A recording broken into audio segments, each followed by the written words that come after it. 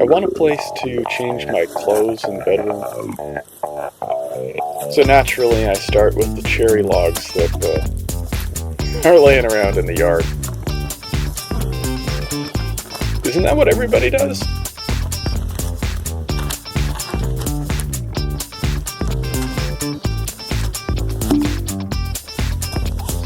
I tried using the Alaska mill to cut this up, and it really didn't work very well. So I went to YouTube and found a new technique.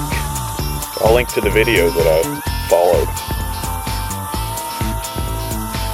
I must not be quite as good at using a chainsaw to cut boards out of a log, because mine didn't turn out exactly like I wanted.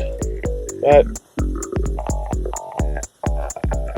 you know, the client was me, and I know all the hard work that this took. So every time I look at the scars on this bench, and all the little imperfections, all I see is beauty.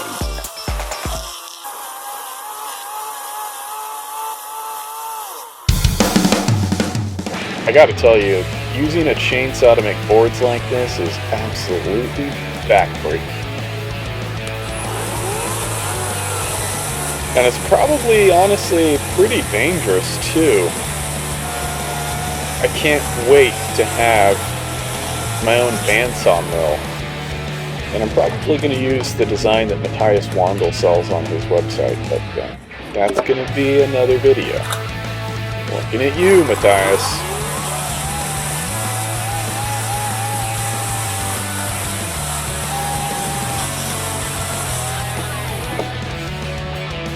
But anyways, these came out okay, usable,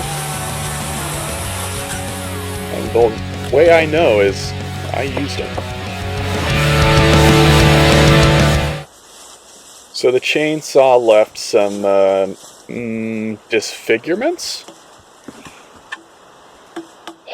Now I know I can't actually plane these out. I mean, that's a 1/4 inch worth of gouging, maybe close to a 1/2 inch.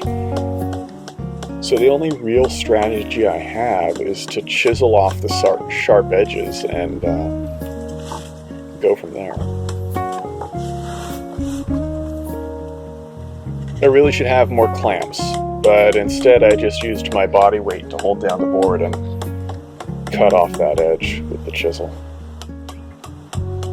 You'll notice in this video that I use a few different mallets. That's because this took several months, and in between the shots I actually made my own mallet and started using it.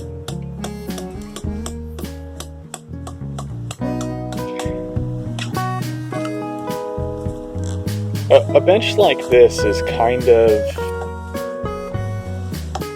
evidence that somebody learned how to make something, because it's obvious that they didn't completely understand all the principles involved.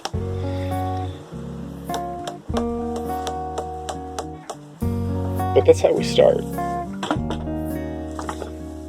So I ended up getting all the bark off, or at least most of it, and used my plane to start taking off some more of the rough edges. Like I said, the plane is not going to make this smooth. Nothing is going to make this smooth. The only thing that could have made this smooth was a bandsaw. And likewise here, the sandpaper, I'm just trying to take off the pokies. I don't want to sit down and get hurt. Some of them get cut out with the knife. Some more bark removal.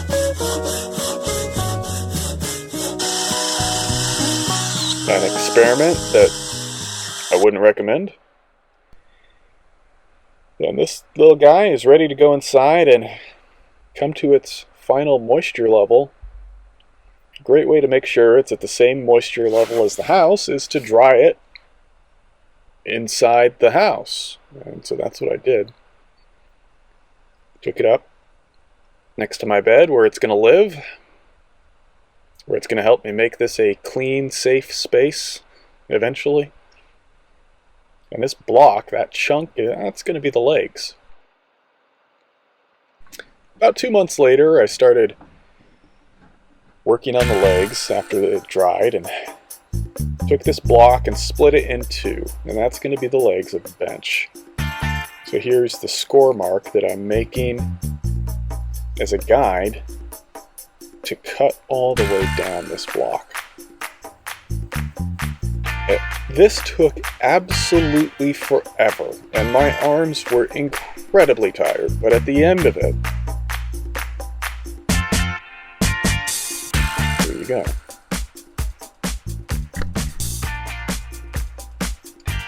And take some more sharp edges off. This is not exactly a science. I'm trying to feel my way through exactly how much I should take off, and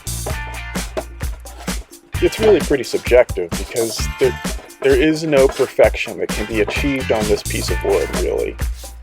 If I were to put it through a legitimate planer, I'd lose probably an inch off of the material, and I don't even know if I could use it for a bench at that point.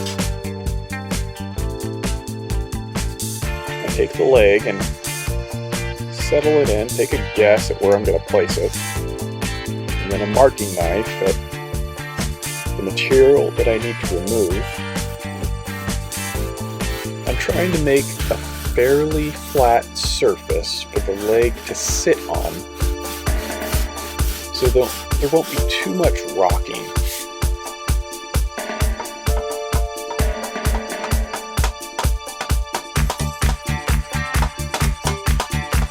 And then just chisel away the waste material.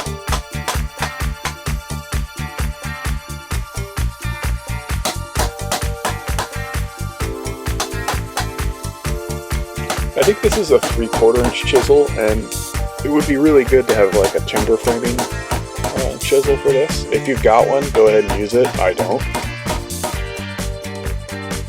And I'm paring out the surface to try to smooth it to accept the leg. But I did have an idea, even though I don't have a timber framing like mortise chisel, I do have some plane blades lying around. I can't imagine any legitimate professional would recommend this, but it worked for me. Now I'm making holes for the dowels. And the dowels are what is going to connect the bench top to the legs. Again, using my fancy clamping system.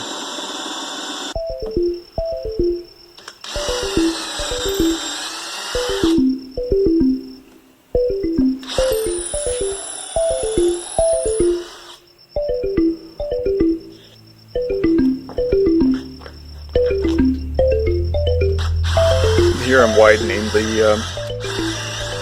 the holes to accept the dowels. And that gets done on both of the legs.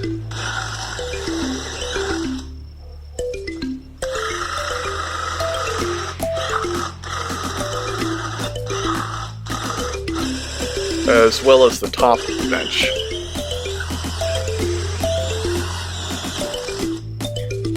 I did make a false start, a wrong position in one of the holes, and so I had to be a little bit creative in how to cover that up. So here I decided to widen it large enough to fit a dowel that's really just a plug. It doesn't actually connect to the leg underneath.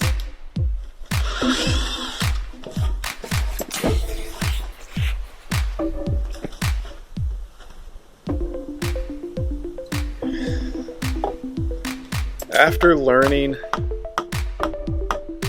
how I should have done this, it really should have come in from the top directly into the leg.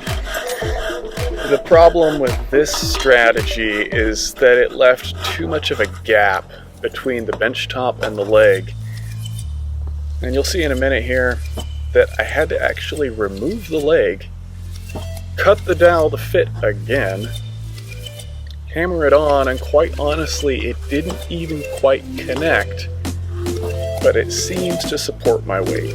And since I'm the one that's going to be sitting on this, and really not very often, and it's cherry that's 2.5 inches thick, I'm not too worried about it, honestly. But if you're trying to use this as a tutorial, there are probably better videos. This is more of a documentation of a novice,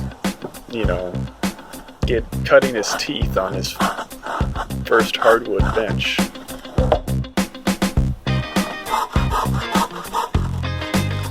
So here I'm cutting off the extra little piece of the dowel that was sticking up above. And now I've got both of the legs in, making a final pass with my belt sander.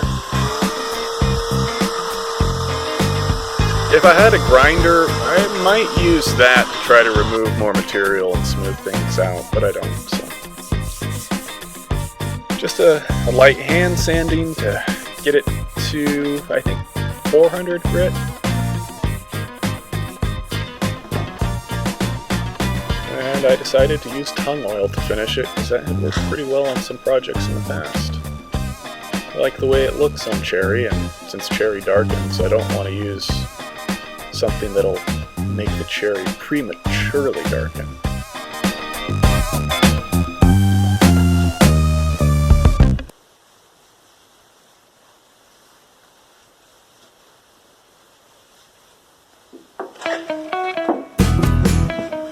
It's kind of relaxing to spread the lacquer. And here's the bench. It worked. I can sit on it. It's beautiful. Remember, keep your head in the clouds and your butt off the bench.